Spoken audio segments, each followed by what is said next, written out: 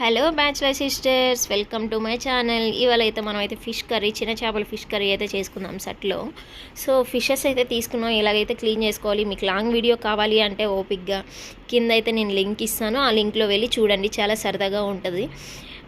And fun అన్నీ మాట్లాడుకుంటాం. దాంట్లో అయితే మీకు లాంగ్ వీడియో కావాలంటే అందులో ఉంటుంది.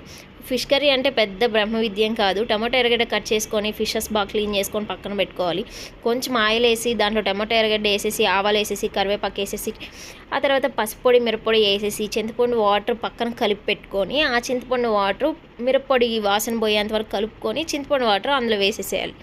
బాగా చింతపండు వాటర్ బాగా ఉడికిన తర్వాత ఏం చేయాలి అంటే, మీకు తెలిసిందే కదా, ఉడికిన తర్వాత ఫిష్ ఎత్తి అందులో వేసేసేయాలి. ఫిష్ ఎత్తి వేసిన వెంటనే కలబెట్టకూడదు, కొంచెం గ్యాప్ ఇచ్చుకొని చిన్నగా కలబెట్టాలి. అలా ఎత్తి ఇలా అన్నారనుకోండి ఫిష్ మొత్తం విరిగిపోతుంది. సో కలబెట్టకండి.